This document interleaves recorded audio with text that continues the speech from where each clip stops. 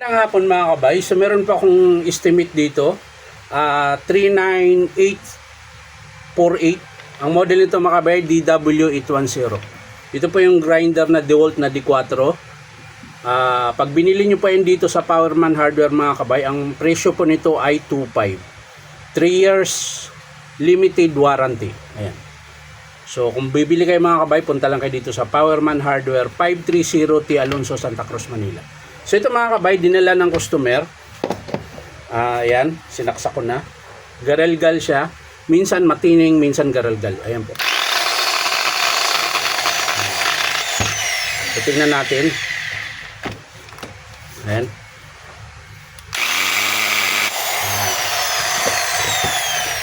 Para siyang yung armature sumasayad sa field coil. So maaring sira yung bearing, pwede ring sira yung armature.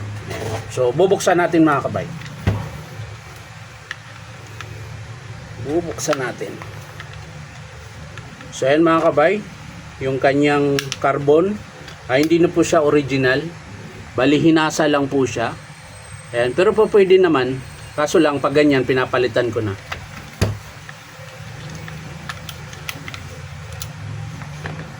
So tingnan natin dito. Diretsuhin natin.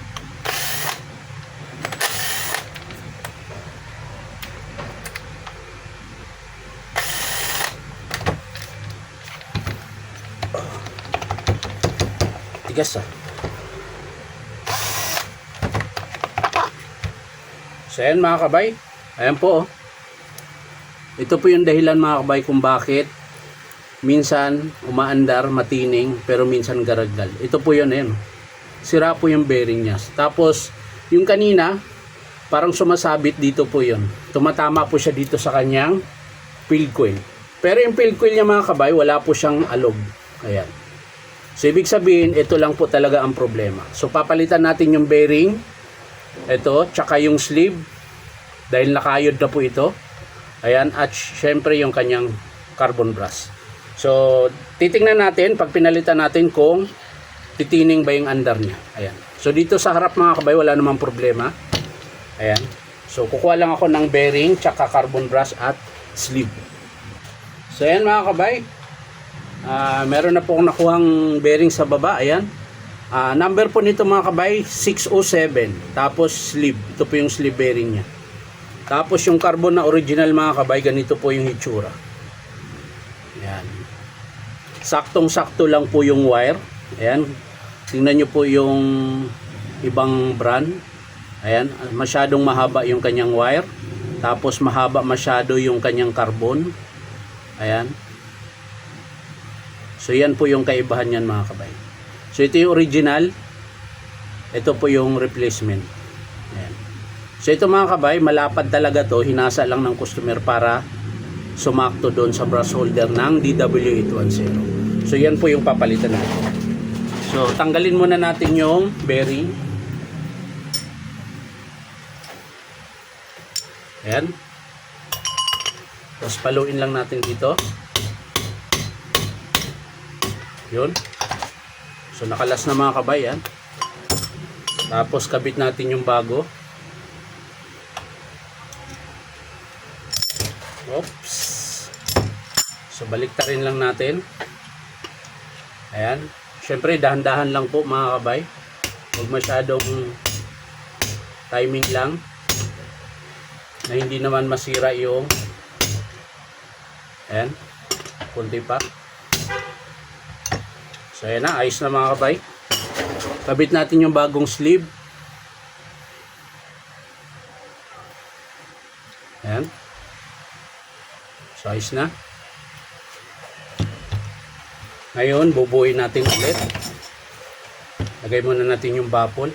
Saan na ba yun? Ayun.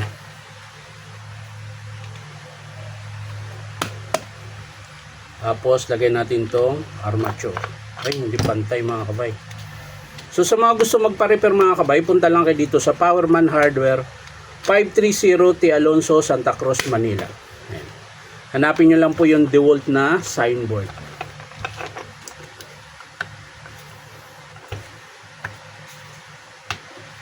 So yan na mga kabay, higpitan lang natin ito.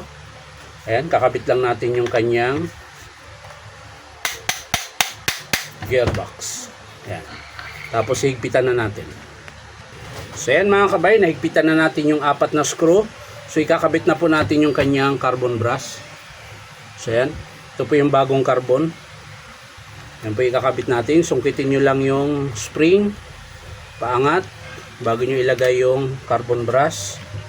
Siyempre gamit kayo ng long nose para hindi mabali yung terminal. Ayan. Tapos ganun din sa kabila. Ayan. So ulitin ko mga kabay, sa mga gusto magpa-repair, punta lang kayo dito sa Powerman Hardware, 530 T. Alonso, Santa Cruz, Manila. So ayan mga kabay, titesting muna natin.